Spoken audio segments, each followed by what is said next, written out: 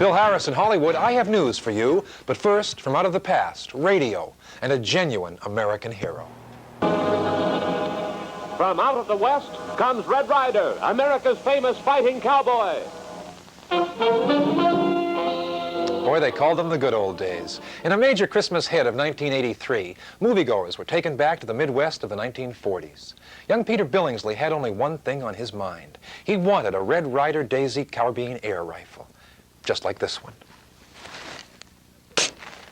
And in A Christmas Story, he got it.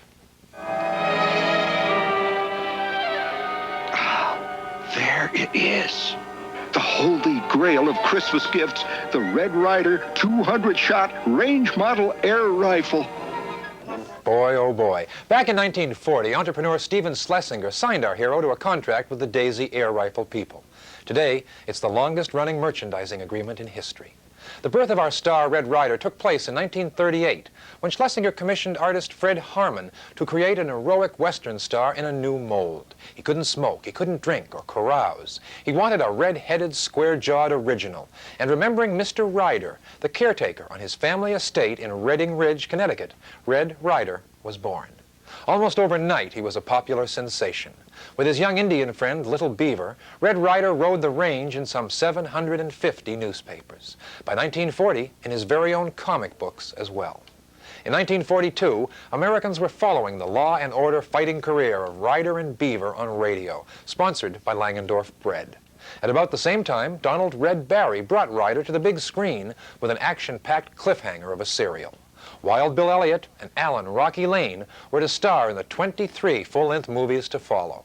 And you trivia buffs are way ahead of me, but little Bobby Blake, later to star as TV's Beretta, co-starred as Little Beaver. There was a merchandising tie-in across the country with the J.C. Penney stores.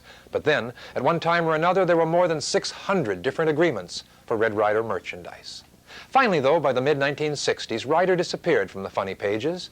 He was a victim of no fiendish double-cross or rustler shootout, but instead of apathy and a changing world.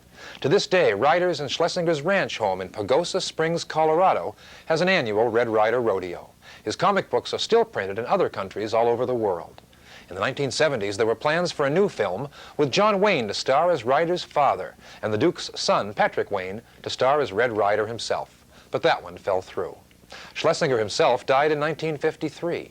But Red Ryder and Little Beaver are alive and well in the hands of his daughter Patty and her mother. They have hopes again for a new film based on their virtuous, noble cowboy hero.